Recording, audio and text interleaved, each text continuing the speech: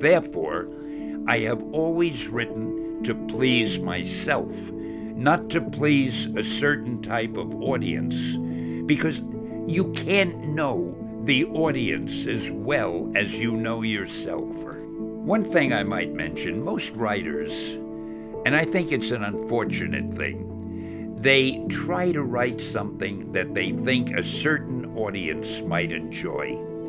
I've never been able to do that because I can't put myself in the mind of other people. I only know what I enjoy. So every time I've written a story, I've always tried to write the sort of story that I myself would enjoy reading. A story that would interest me while I'm writing it, as I'm waiting to find out what happens next. And I can't know what other people think, but I can know what I think. And I feel I'm not that unusual. If there's a type of story I like, there must be lots of people who like the same type of stories. Therefore, I have always written to please myself, not to please a certain type of audience, because you can't know the audience as well as you know yourself. And if I write a story that I'm enjoying while I'm writing it, and I can't wait to see what happens next, then I'm hoping that a large proportion of the public will feel the same way and they'll enjoy it too. So to sum it up, I have always tried to please myself, not other people, and somehow it seems to have worked because I guess I'm not that different than other people. So if you're making something with a freedom of, this is something I'm making for myself for now, that's all it is. It's a diary entry. Everything I make is a diary entry.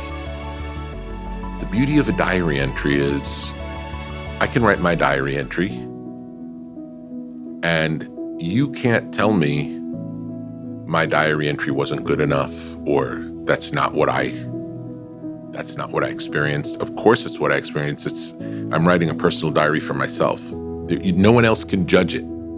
It is my experience of my life. Everything we make can be that, can be a personal reflection of who we are in that moment of time. It doesn't have to be the greatest you could ever do. It doesn't have to have any expectation that it's going to change the world. It doesn't have to be, this has to sell a certain number of copies for any reason. It doesn't have any of those things. And I'll say, it's okay to think about outcome after you've finished the thing you're making. Once you've made it, then you can say, what can I do to turn people onto this? But in the making of it, it's premature. Someone on the internet thinks what you're doing is stupid or evil or it's all been done before. Make good art. Probably things will work out somehow, and eventually time will take the sting away, and that doesn't even matter. Do what only you can do best. Make good art. Make it on the bad days. And fifthly, while you're at it, make your art. Do the stuff that only you can do. The urge starting out is to copy, and that's not a bad thing. Most of us only find our own voices after we've sounded like a lot of other people. But the one thing that you have that nobody else has is you. Your voice, your mind, your story, your vision.